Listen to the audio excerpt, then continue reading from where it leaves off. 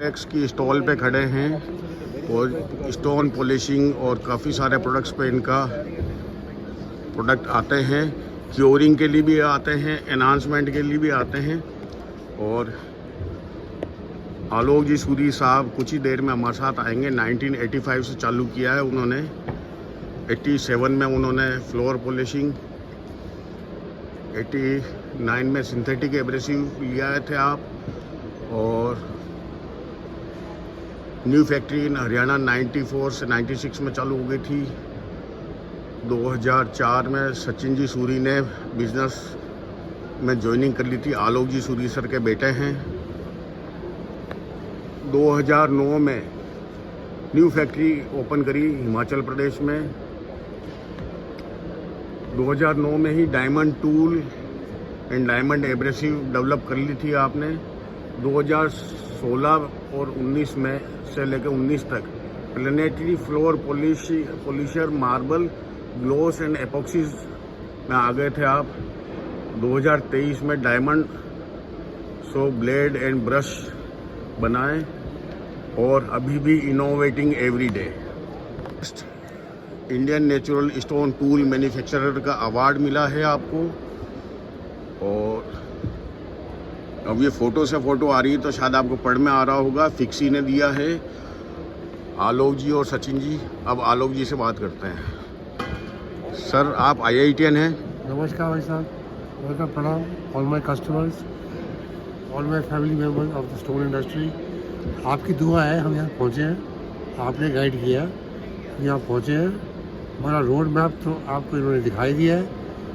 हमने शुरू किया था 1985 में, आज 2026 है। आपकी दुआ से जहाँ हम हैं आप देख सकते हैं, और आपकी दुआ रहेगी, हम आपके साथ लगे रहेंगे।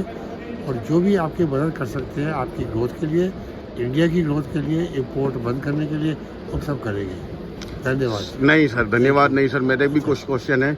आप IITian हैं शायद? बिल्कुल IITian है। IITian है। जब आप एब्रेसिव लाइन में आए तो उससे पहले तो शायद इंडिया में इंपोर्ट होती होगी सर, मतलब शायद फर्स्ट या सेकंड? पूछ ही रहे हो। पहले मैंने IIT बॉम्बे 1970 में पास किया, फिर मैंने कुछ साल काम किया, फिर मैं गया जर्मनी गया, वहाँ मैंने अपनी पोस्ट ग्रेजुएट की मशीन टूल्स में। अच्छा जी। तो मेरा मेन काम था टू मेक मशीनरी। तो मैंने और कंपनियों के साथ काम करके स्टोर इंडस्ट्री की मशीनरी बनाई थी। फिर मैंने कुछ समय के लिए गया था पसून, वहाँ भी मैंने एक गैंगस्टर पे काम किया था, चलाई थी। अच्छा जी। तो मेरा पूरा एक्सपीरियंस है। फिर कुछ काम किया नीडको टाइल्स में, वहाँ हमने मार्बल खरीदा, ग्रेनाइट खरीदा, ठेके लिए, वो भी काम। ये कौन से सन की बात है सर? ये कुछ बिटवीन 79 एंड 85। अच्छा, आपकी अपनी कंपनी 1985 में चालू करी है, उससे पहले आप IIT कब पास आउट है सर? 1970। 1970? मैं तो तब पैदा भी नहीं हुआ था, मेरा 73 का बर्थ है सर। अच्छा, एक और बात सर, इतना कंपटीशन बढ़ता जा रहा है एब्रेसिव इंडस्ट्री में, और स्टोन इंडस्ट्री वालों की एक आदत है कि हर पॉलिश मशीन में एब्रेसिव लेने के बाद कह देते हैं अच्छा रिस्पांस नहीं आ रहा है, अच्छा काम नहीं कर रहा। इससे आप कैसे जूझते हैं सर? देखिए, ऐसा है, हमारा मेन प्रॉब्लम इंडिया में है कि जो अंडर इनवॉइस्ड माल आता है चाइना से, हमें चाइना के कंपटीशन से डर नहीं है। हमें जो इनवॉइसिंग की आ रही है प्रॉब्लम, अगर इनवॉइसिंग पूरी आए तो इंडियन इंडस्ट्री को कॉम्पीट करने में कोई आपत्ति नहीं होगी। अच्छा, तो रही बात, ये सर इतना दिल खोल के कह रहे हैं, मोदी जी तक बात पहुंचा है तो बहुत बढ़िया बात है। ये सर मेरे को भी ऐसा अनुभव होता है, कई लोग कहते हैं कि कंटेनर में बिल कुछ होता है और स्पेयर्स में कुछ और डल के आ जाता है। ऐसा भी कुछ सुनने में आया है कि उससे इनवॉइसिंग नहीं कर पाते हैं ये लोग चाइनीज भट्टियों की, तो इस कारण सस्ता बेच देते होंगे शायद। हम तो लगे रहते हैं, हमारा मार्जिन थोड़ा टाइट रहता है क्योंकि अंडर इनवॉइसिंग होती है, लेकिन हम ध्यान देते हैं ऑन द क्वालिटी।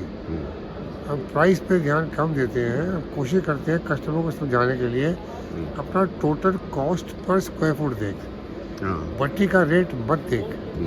हम उस पर ध्यान दे के अब ग्रेनाइट में हम पहुंच गए हैं 1.25 रुपये पर स्क्वायर फुट। अच्छा जी। उसमें ग्राइंडिंग आ गई मेटल की, रेजिन आ गया, लक्स आ गया। अच्छा अच्छा। और अगर थोड़ा पत्थर में वो चूक जाता है, सोइंग खराब होती है, तो 15-20% खर्चा बढ़ जाता है। बेसिकली अगर आप सोइंग सही करो, ब्लेड की बैलेंसिंग ठीक करो और उसका टेंशन मेंटेन करो, सोइंग ठीक करोगे, एक तो पार्टियाँ सीधा कटेगा और ग्राइंडिंग कॉस्ट भी कम आएगी। और ऊपर से वो पानी के टैंक वैंक साफ करने पड़ते हैं, मशीनें मेंटेन करनी पड़ती है। सर मैं बीच में रुकूंगा। बोलिए। कई जगह आपको फेस करना पड़ता हो, कई बार आपकी भट्टी कितनी भी अच्छी हो, सेठ भी आपका कितना अच्छा क्लाइंट हो, पर ऑपरेटर फेल कर देता भट्टी, ये बात सही है? देखिए, जब कोई भी नया मैन्युफैक्चरर मार्केट में आता है तो कहीं ना कहीं गेम चलती है। That is normal part of business. जब हम शुरू में आए थे, हमें एंट्री मुश्किल से मिलती थी। हाँ, हम सैंपल लेके जाते थे, भाई पहले 10 पार्टी है 20 पार्टी पॉलिश कर ले, ग्लॉस देख ले और भट्टी नाप ले, अगर पसंद है तो रख लें, वापस कर दें। अच्छा, आप सेटिस्फाई करके ही भट्टी बेचने हाँ। का प्रयास करते हैं? अभी भी मेरे पास हम केवल भट्टी नहीं बेचते, हर ग्रेनाइट इंडस्ट्री एरिया में जहाँ इंडस्ट्री इकट्ठी हो चुकी है, हमारी टीम रहती है, सपोर्ट टीम। अच्छा। बेचता है हमारा डीलर, बट सपोर्ट हम करते हैं। सर एक और बात बीच में, मैं थोड़ा लंबा हो जाएगा, बताइए। पर ये सर आपके जितने डीलर जुड़े हैं और शायद एक ही शहर में मल्टीपल डीलर बनाने वाली पहली कंपनी देखी सर मैंने आपकी, उसका रीज़न? देखिए, एक बंदा मार्केट में कितना पैसा लगाएगा, ठीक बात है। जहाँ उसका रिश्ता खराब हो जाएगा, पेमेंट आती नहीं है। तो अगर मैदान में अगर आपने कोऑपरेशन कर ली बिटवीन 2 और 3 होते हैं डीलर की, अगर वो मिलजुल के काम करें तो फिर मार्केट में हो जाते हैं कामयाब। तो आप इसमें भी ध्यान देते हैं कि आपके एक ही शहर में जो डीलर है उनकी नेटवर्किंग बढ़िया रहे, आपस में कोई विवाद ना हो? बिल्कुल इतना मॉनिटर करते हैं सर? बिल्कुल करते हैं मॉनिटर। अच्छा। और कुछ ज़्यादा आगे पीछे करे उसका रेट में थोड़ा कर देते हैं फ्लक्चुएशन। अच्छा। तो भाई साहब, दूसरे की कमाई होने दें, अपनी थाली में झांक ना, और की थाली में जो झांक रहे हो। सही बात। इट्स क्वाइट सिंपल, खास बात नहीं है। सर ऑल ओवर इंडिया आपके कितने डीलर है वैसे? आपका क्या कंस्ट्रक्शन वाले भी जुड़े हुए हैं? आफ्टर फिक्सिंग भी पॉलिशिंग में आपकी भट्टियां सक्सेस है बहुत ज़्यादा। इंडस्ट्रियल तो ही है, एलपीएम पे चलती हैं, इंडस्ट्री वाले लेते हैं, पर कुछ मटेरियल ऐसे हैं जो साइड पे फिक्स होने के बाद ही पॉलिश होते हैं। देखिए, ऐसा है, मार्केट के 2 हिस्से हैं, एक है इंडस्ट्रियल, एक है डोमेस्टिक।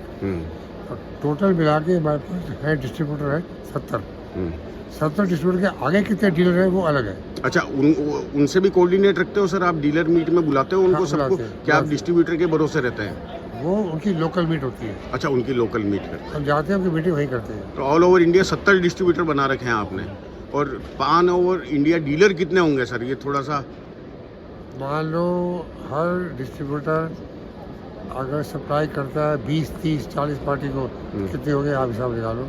हाँ, ठीक सर, बहुत बहुत धन्यवाद। सचिन जी नज़र नहीं आ रहे हैं। सचिन आपके जी बेटे ने क्या पढ़ाई करके सर बिजनेस ज्वाइन किया? आप तो IITian हैं। उन्हें की थी इंजीनियरिंग हम ओहायो स्टेट यूनिवर्सिटी, अच्छा। USA में।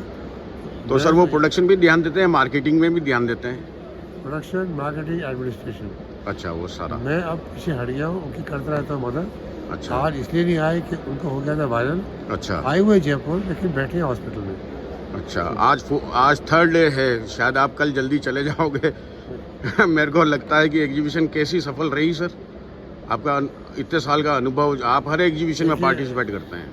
एग्जीबिशन कई सौदे हो जाते हैं एग्जीबिशन पे, छोटे मोटे सैंपल लोग ले आते हैं हमसे, पर एग्जीबिशन का असर होता है लॉन्ग टर्म। क्योंकि जो बंदा आता है वो किसी का माल यूज़ कर रहा होता है, उसके पास स्टॉक होता है, फिर आपका माल लेगा, चलाएगा, चेक करेगा, पसंद आएगा तो ऑर्डर देगा। तो एक लॉन्ग टर्म प्रोसेस है, शॉर्टकट कुछ नहीं है सर। वो तो मैं जानता हूँ, मैं आपको 30 साल से जानता हूँ, और आपका कहना है कि मैं कोई ट्रकें भट्टियाँ बेचने एग्जीबिशन में नहीं आता हूँ, मैं लोगों से गेट टुगेदर करने आता हूँ, मैं कंप्लेंट सुनने आता हूँ, और शायद आपका डेवलपमेंट का यही एक किस्सा है कि सबकी सुनते हो और आप उस हिसाब से प्रोडक्ट डेवलप करते हो। धन्यवाद सूरी साहब।